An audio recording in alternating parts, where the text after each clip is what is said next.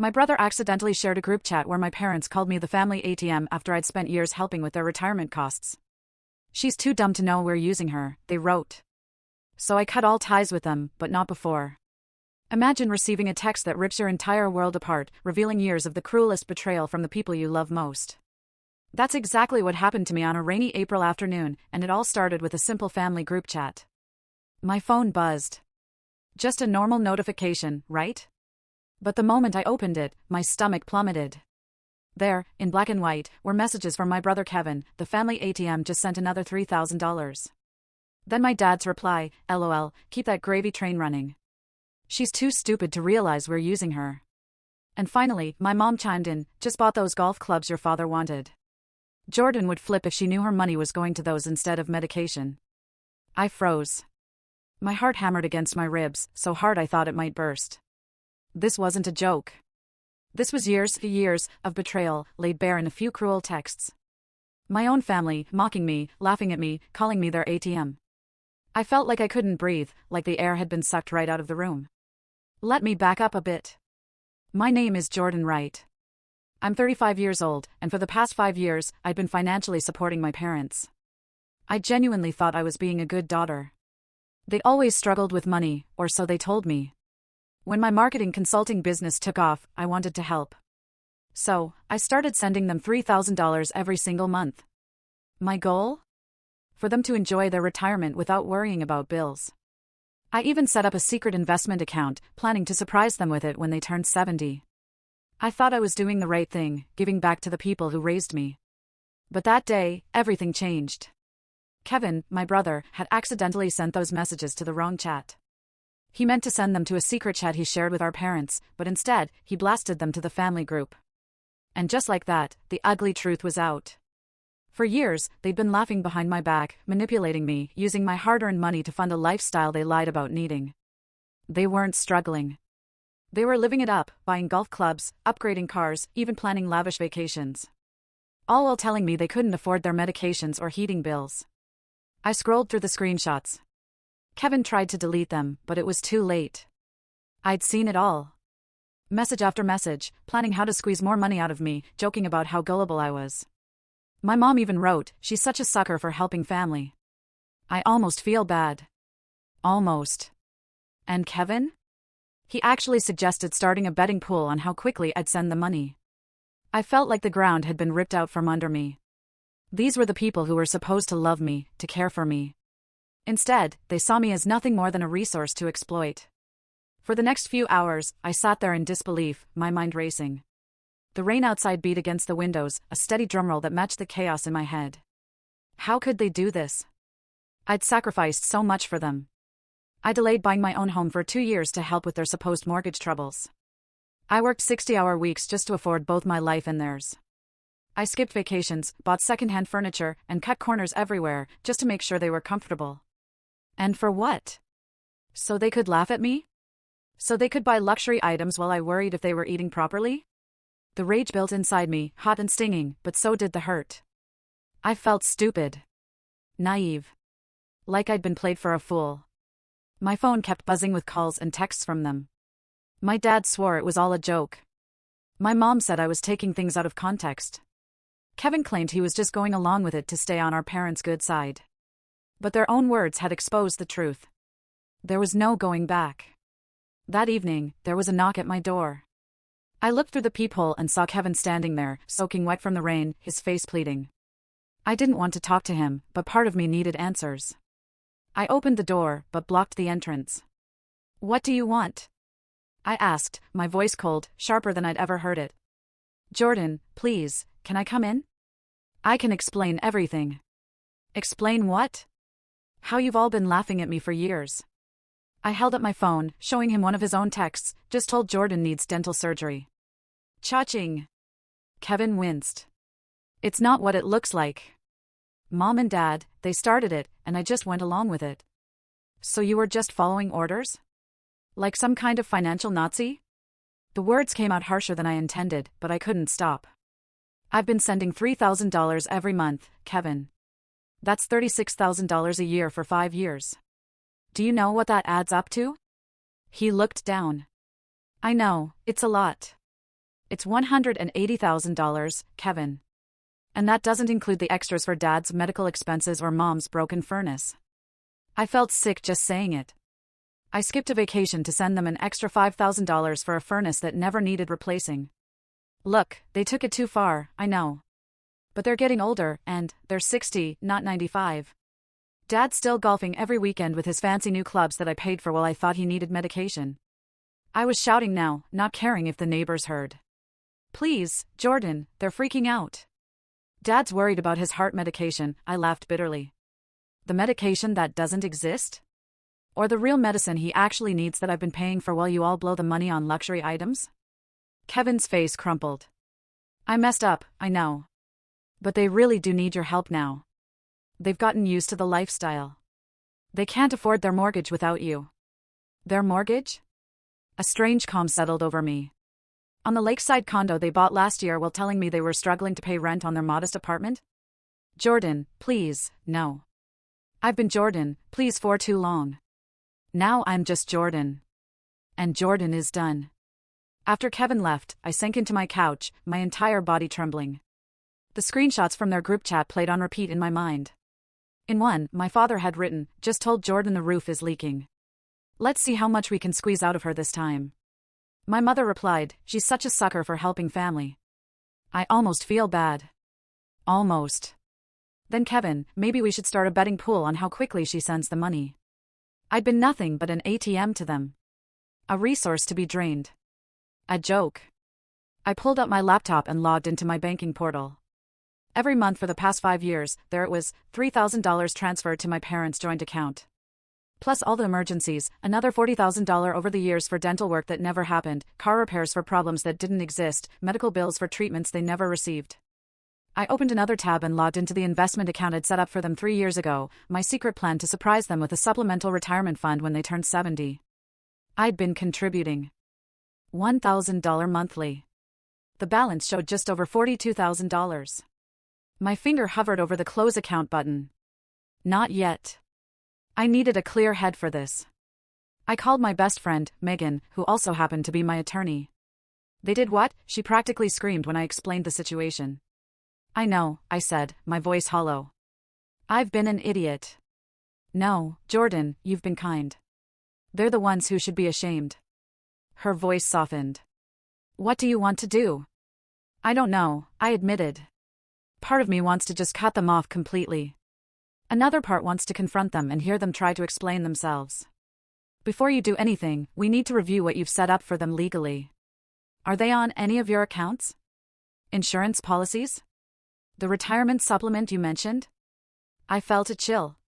I hadn't even thought about all the ways we were financially entangled beyond the monthly transfers and the investment account.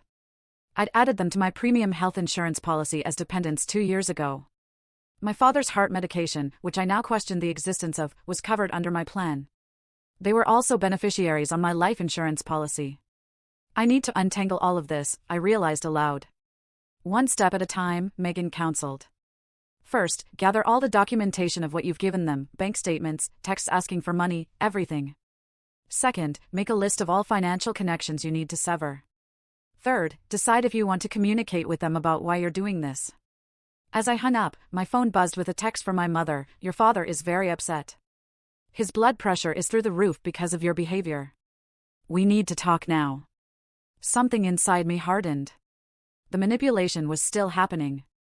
Even now, they thought I would fold, that I would come running the moment they mentioned a health concern. Not anymore. I opened my laptop again and began taking screenshots of every monthly transfer. Then I started a document titled Family Financial Support, 5 years, and began listing every supposed emergency, every sacrifice I'd made. By the time I finished, the document was 12 pages long, and the truth was inescapable. I wasn't just hurt. I was done. The next morning, I woke up with a clarity I hadn't felt in years. My path forward was suddenly crystal clear. Before doubt could creep in, I called into work, telling my assistant I needed a personal day. This would require my full attention. "Jordan Wright speaking," I answered when my phone rang 20 minutes later. "Miss Wright, this is Samuel from Vermont Community Bank. I'm returning your call about closing an investment account." "Yes, thank you for getting back to me so quickly." I took a deep breath. I need to close the supplemental retirement account I set up for Robert and Patricia Wright. I see. May I ask if there's a problem with the account? No problem with the account, I said. Just a problem with the intended recipients. After confirming my identity and authority, Samuel walked me through the process. Since I was the sole controller of the account, it had been intended as a gift. I could close it without my parents' knowledge or consent. The $42,680 would be transferred back to my primary account within 3 business days. Is there anything else I can help you with today, Miss Wright? Actually, yes. I'd like to cancel all recurring transfers to the joint account belonging to Robert and Patricia Wright. Those are currently set at $3,000 monthly, correct? I can stop that immediately. Step 1, complete. Next, I called my health insurance provider. This one was trickier.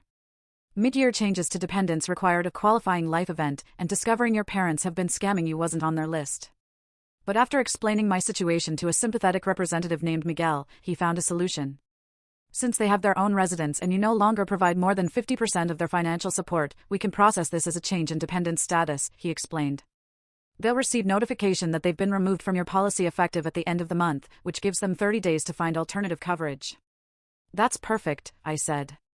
Thank you for understanding. Family situations can be complicated, Miguel said kindly. Been there myself.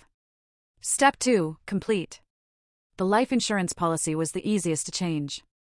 A simple online form removed my parents as beneficiaries and replaced them with a local children's charity. By noon, I'd systematically dismantled every financial connection to my family, except one, my brother Kevin's student loan, which I had been paying for the past 3 years. He still had 2 years of payments left at $580 monthly. That one gave me pause. Kevin had participated in the deception, but he'd also seemed genuinely remorseful. Had he been pressured by our parents, or was he just sorry he got caught? My phone pinged with a text from Kevin. Mom and Dad are freaking out. Dad says his prescription refill was denied at the pharmacy. What did you do? That answered that question. Not a word of apology or understanding, just more pressure to restore the flow of money. I replied, their consequences are not my problem anymore. My phone immediately rang. Kevin. I sent it to voicemail. Instead, I opened my email and composed a formal letter to my parents, attaching the 12-page document I'd created the night before.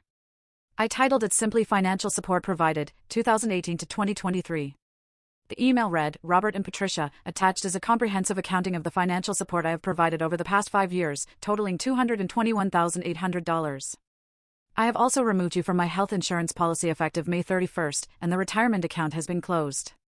Your duplicity has been documented with screenshots of your own messages revealing how you have systematically manipulated and deceived me while mocking my generosity. Do not contact me again unless it is to repay what you have taken under false pretenses. Jordan Wright. I read it over twice, attached the document, and hit send. Step 3, complete. Then I blocked their numbers on my phone, removed them from my social media, and sat back in my chair, exhausted but relieved. For the first time in years, my money was truly my own. I managed 3 days of blessed silence before they found a way around my blocks. The doorbell rang at 8:30 p.m. while I was reviewing client proposals.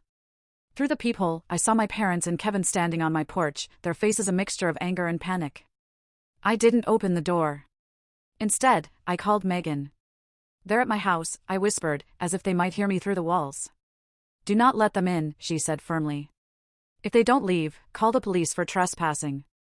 That feels extreme. Trust me, Jordan. Once they're inside, it'll be much harder to get them out, physically and emotionally. The doorbell rang again, followed by pounding. Jordan, my father shouted. We know you're in there. You can't just cut us off without talking to us. I sent a text to Kevin, I have nothing to say. Please leave or I'll call the police. Through the peephole, I watched Kevin check his phone, show it to my parents, and then have what appeared to be a heated discussion. My mother seemed to be crying, while my father's face had turned an alarming shade of red. Eventually, they left, but not before my father shouted, You're going to regret this, Jordan. We're family. You can't just abandon us. The irony of him using the word abandon wasn't lost on me. They'd abandoned any pretense of loving me years ago, seeing me only as a resource to exploit. The next morning, the emails started. My mother wrote a lengthy guilt trip about my father's health declining without his medication. My father sent a terse message demanding I stop this childish behavior immediately. Kevin pleaded that our parents couldn't afford their mortgage payment without my help. I forwarded each one to Megan without responding. 3 days later, I received a certified letter from my parents. Inside was a handwritten note from my mother. "Jordan, we don't understand why you're punishing us like this. Yes, we made some jokes in poor taste, but that's what families do. Your father's heart medication is $450 per month without insurance. Our mortgage is due next week and we can't cover it without your help. We might lose our condo. Is that what you want for your elderly parents, to be homeless? Please, stop this cruelty and talk to us." I nearly laughed at the elderly comment. They were both 65 and in good health. My father's golf game had never been better, according to the country club photos Kevin had accidentally included in one of those fateful screenshots.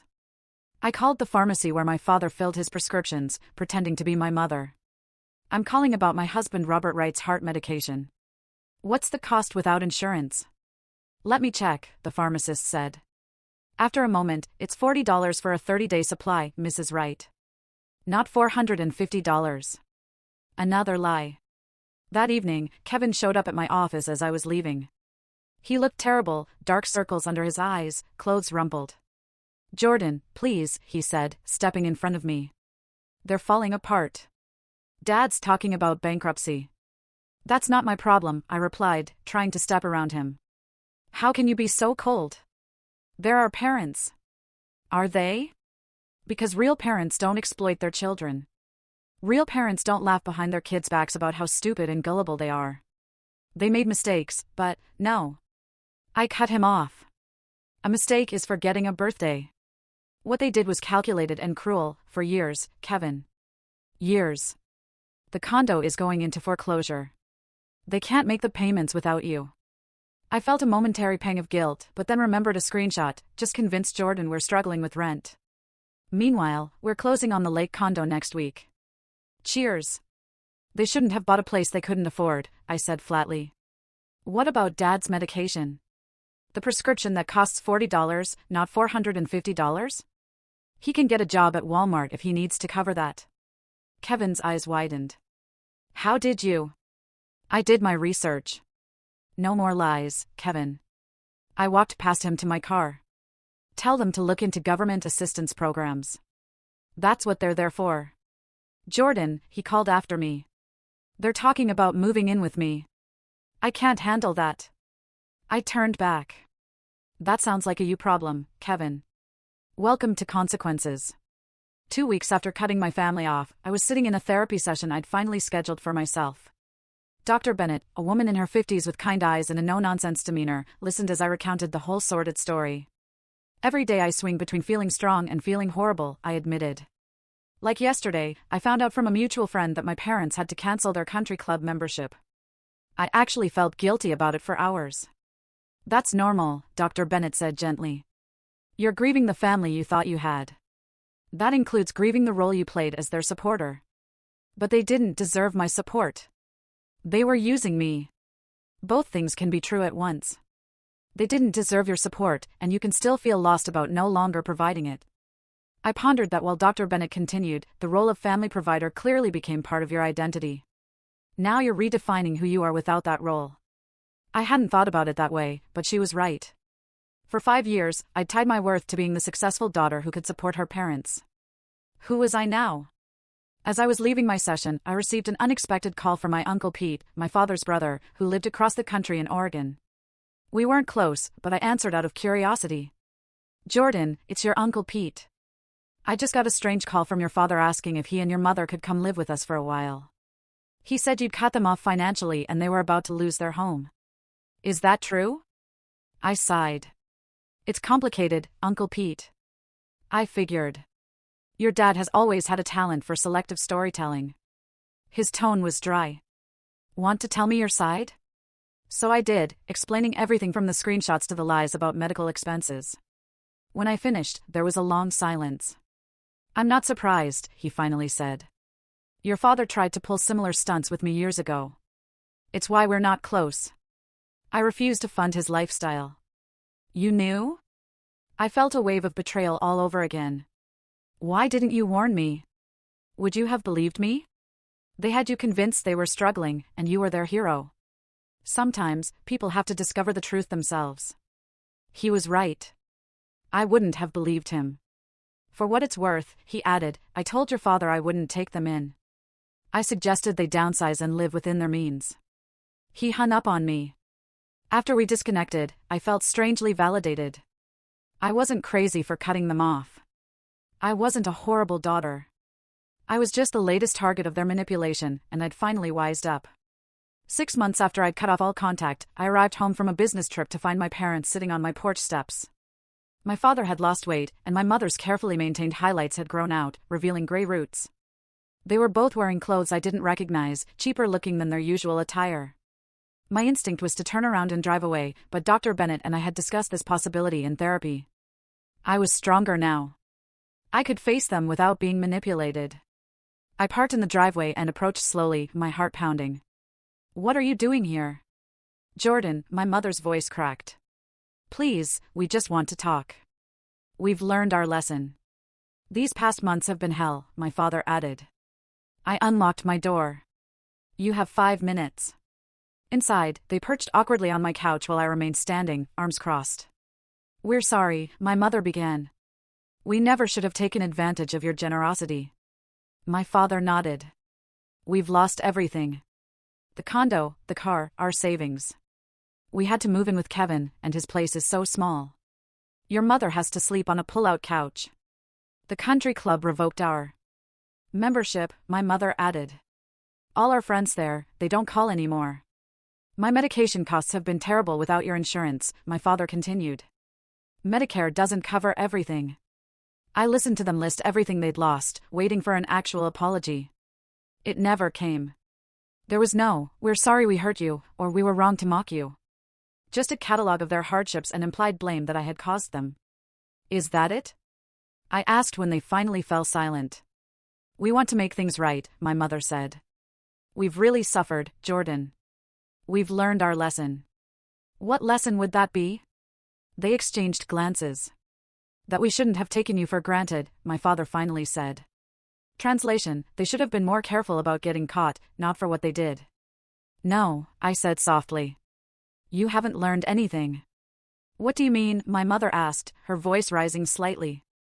We came all this way to apologize. No. You came all this way to tell me how much you've suffered without my money. Not once have you acknowledged how your betrayal made me feel. We said we're sorry, my father protested. For getting caught, maybe. Not for what you did. I took a deep breath. In the past 6 months, I've thought a lot about what a healthy family looks like. It's not this. It's not treating your child like an ATM and mocking her behind her back. My mother's face hardened. So you're just going to keep punishing us over a few jokes? This isn't punishment. This is me protecting myself from people who've shown they don't have my best interests at heart. We're your parents, my father said, as if that explained everything. And I was your daughter. Not your personal bank. I moved toward the door, opening it. I wish you well, I really do. I hope you find a way to live comfortably within your means. But I can't be part of your lives anymore. You can't mean that, my mother whispered, tears forming. We need you. That's the problem. You don't need me. You need what I can provide. There's a difference. My father stood, anger replacing his earlier contrition. So that's it? After everything we've done for you? What exactly have you done for me, Dad? Besides take? He had no answer. As they walked out the door, my mother turned back. You'll regret this, Jordan. Family is all you have in the end. I shook my head. No, Mom. Family is supposed to be the people who love you unconditionally. I've built that family with my friends. What you offered was just a transaction. I closed the door and leaned against it, listening to their footsteps retreat down the path. I expected to feel guilt or grief. Instead, I felt an overwhelming sense of peace. The ATM was permanently closed, and for the first time in my adult life, I was truly free.